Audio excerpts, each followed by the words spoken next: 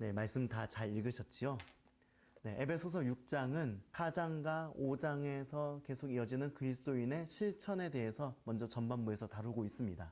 그리고 그런 실천적인, 현실적인 문제를 우리가 바라보면서 잠시 간과하고 있을 그런 영적인 구도에 대해서 다시 한번 되짚어 줍니다. 그런 가운데 우리가 영적으로 어떤 자세를 취해야 될지를 일깨워주면서 이제 편지를 마무리하게 됩니다.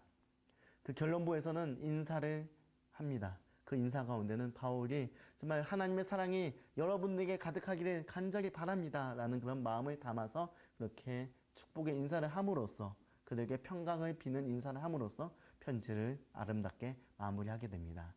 이제 그 내용을 구체적으로 살펴보도록 하겠습니다. 앞선 에베소서 5장의 후반부가 가정생활에서 중요한 축인 부부관계, 그러니까 남편과 아내, 아내와 남편과의 관계를 다루고 있다면 에베소서 6장 1절에서부터 4절은 역시 가정생활에 있어서 중요한 한 축인 부모와 자녀와의 관계에 대해서 다루고 있습니다.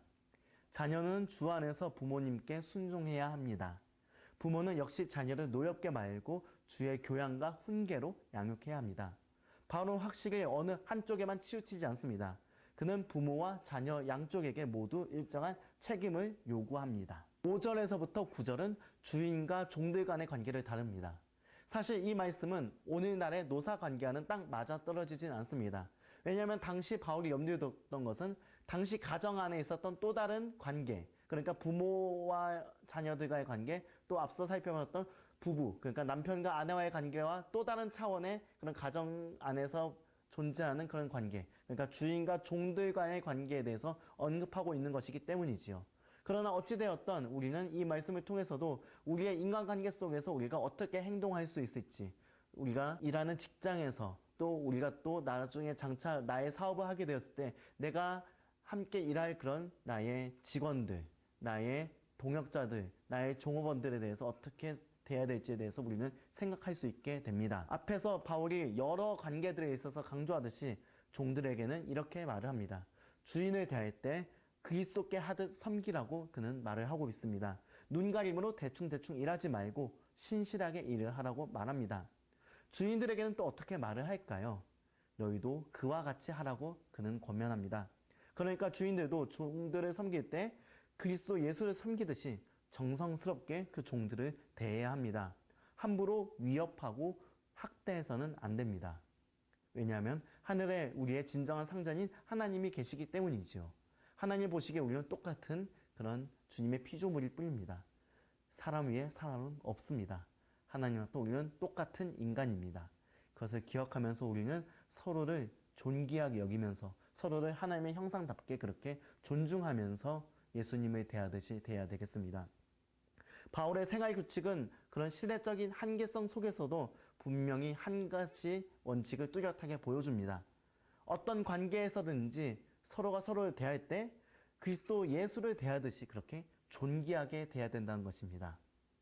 이것은 2020년을 살아가고 있는 우리에게도 동일하게 적용되어야 될 말씀이겠습니다. 네, 이어서 6장 10절에서부터 20절은 우리가 처해 있는 현실이 사실은 영적인 그런 전쟁 가운데 있다는 것을 일깨워주는 내용으로 이어집니다. 앞서 말한 것처럼 에베소는 여러 가지 다양한 종교들로 넘쳐나는 도시였고 신비주의와 영적인 것에 관심이 많은 도시였습니다. 바울은 보이지 않지만 분명히 존재하는 그런 영적인 투쟁이 이 도시 가운데 일어나고 있음을 주목합니다. 그래서 이 편지를 마무리하는 시점에 에베소 성도들이 영적으로 무장하기 바라면서 이렇게 긴 당부를 하고 있습니다. 4장부터 쭉 바울은 실제적으로 어떻게 우리가 행동해야 될지 그런 도덕적인 권면을 하고 있었습니다.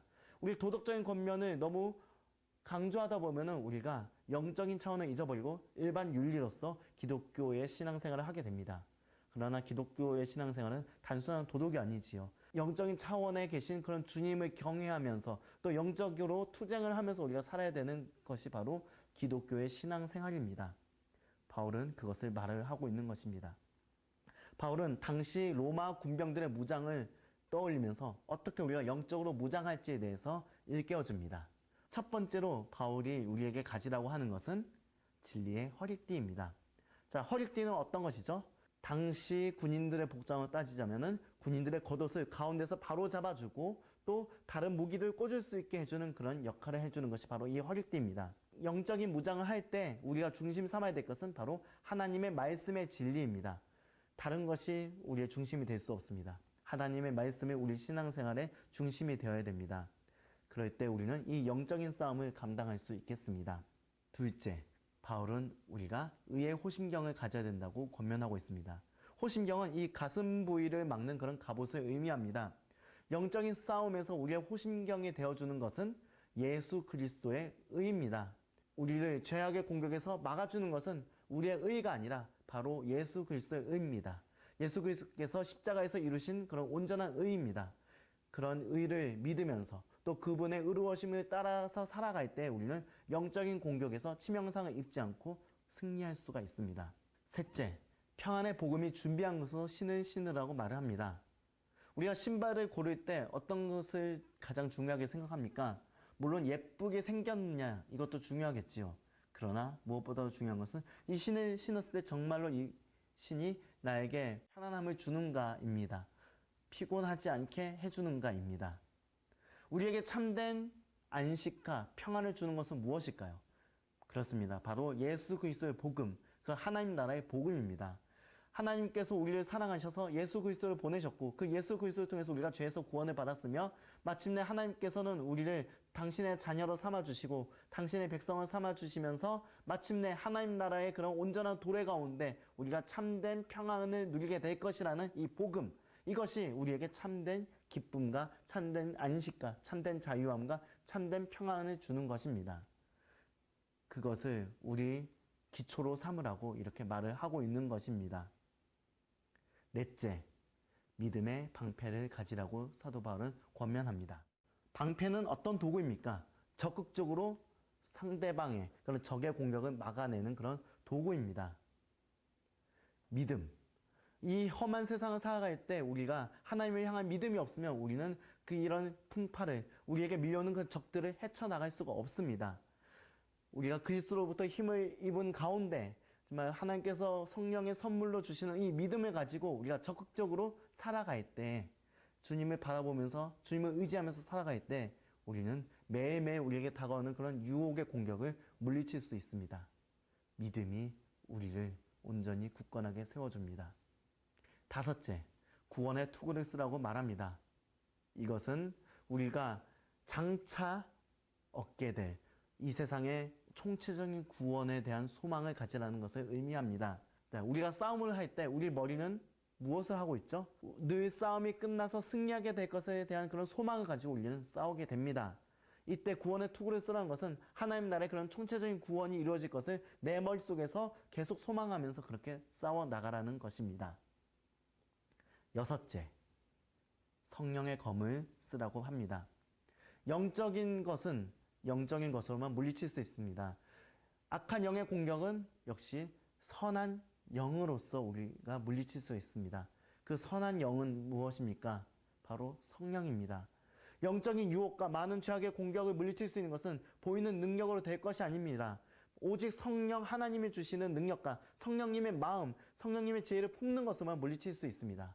그런 의미에서 바울은 성령의 검으로서 이 모든 것을 싸워 이기라고 우리에게 권면합니다. 이렇게 영적인 무장을 한 가운데 바울은 늘 기도하면서 살아갈 것을 권면합니다.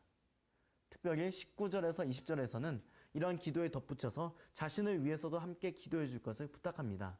사도 바울이 하나님께 붙들린 사람이고 하나님께 쓰임받는 사람이었지만 그 또한 언제 걸려질지 모르는 연약한 인간임을 알았기 때문에 그는 이렇게 겸손하게 기도를 부탁합니다. 그렇습니다. 우리는 서로 세워주기 위해서 서로를 위해 기도해 주어야 됩니다. 그럴 때 우리가 함께 이 세상 끝날까지 하나님 나라가 이 땅에 임할 그날까지 우리가 끝까지 믿음을 지키면서 버틸 수 있을 것입니다. 함께 영적인 싸움을 벌이는 전우인 우리가 서로를 위해 함께 기도할 수 있게 되기를 간절히 바랍니다. 그리고 마침내 21절에서부터 24절은 에베소서의 결론부가 되겠습니다. 이 편지를 전할 두기고라는 사람을 소개하면서 바울은 그가 너희들을 위로할 것이라고 말을 해줍니다. 웬만해서는 자기가 직접 가려고 했었고 그러나 지금은 그렇게 움직일 수 없는 상황이니 자신을 대변해 줄 수 있는 그런 두기고라는 사람을 통해서 함께 영적인 교제를 나누고자 했던 것입니다. 우리의 신앙은 결코 혼자 할 수 있는 것이 아닙니다. 함께 믿음의 교제 가운데서 해 나가야 되는 것입니다.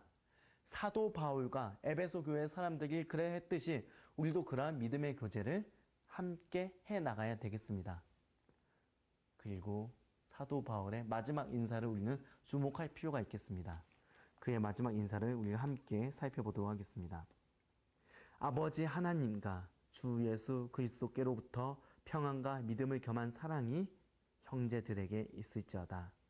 우리 주 예수 그리스도를 변함없이 사랑하는 모든 자에게 은혜가 있을지어다. 아멘. 우리도 서로 사랑을 담아서 이렇게 인사를 했으면 좋겠습니다. 때로 보면은 그냥 스쳐 지나가는 그런 말 한마디, 또 축복의 말, 격려의 말이 한 사람을 살리는 것을 보게 됩니다. 우리 보광종합교회 청년들도 우리의 말 한마디를 통해서 서로를 살릴 수 있는 그런 믿음의 동역자가 되시기를 간절히 바랍니다. 우리는 지난 6일 동안 에베소서의 전체 구조를 살펴보았습니다. 에베소서 1장은 무엇을 말합니까? 우리를 향한 하나님의 놀라운 계획에 대해서 말합니다. 2장은 또 무엇을 말합니까? 하나님께서 우리에게 베풀어 주신 그런 놀라운 구원 가운데 우리가 교회가 되었다는 것을 말을 합니다. 그리고 그 가운데서 날마다 성숙되어지는 존재로서 새롭게 만들어졌음을 말을 하고 있습니다. 그리고 3장에서는 무엇을 말하고 있습니까? 모든 것은 하나님의 은혜로운 경륜 안에 있음을 믿으면서 우리가 당하는 고난에 있어서 우리가 환난에 당함에 있어서도 결코 좌절하지 말고 끝까지 버텨야 될 것을 말씀하고 있습니다. 그리고 4장에서는 이제 우리가 그리스도 안에서 한 몸이 되어야 될 것을 말씀합니다. 그리고 5장에서는 우리가 그리스도인으로서 빛의 자녀답게 살아야 될 것을 말씀하고 있습니다. 그리고 6장에서는 우리가 가정에서나 또 우리가 일하는 곳에서 서로 예수님을 대하듯이 서로 존귀하게 대해야 되는 것을 배웠습니다. 그리고 영적인 세계관을 우리가 늘 인식하면서 늘 영적으로 무장하며 주님을 붙잡고 살아야 될 것을 강조하면서 이 에베소서는 마치고 있습니다. 이렇게 에베소서는 우리에게 풍성한 그런 이야기를 들려주고 있습니다. 우리는 주님 안에서 새로운 정체성을 가진 존재들입니다. 특별히 우리는 교회라는 공동체 안에서 세상과 전혀 다른 그런 모습을 한 이 공동체 안에서 서로 사랑하면서 함께 이 세상을 살아나갈 것을 요청받는 그런 존재가 되었습니다. 하나님 나라의 온전한 도래를 기다리면서 이 험한 세상 가운데 우리 함께 주님 안에서 날마다 지어져 나가는 그런 주님의 몸된 성전들이 되기를 간절히 바랍니다. 따로 똑같이 예수를 따라 승리하는 여러분들이 되시기를 간절히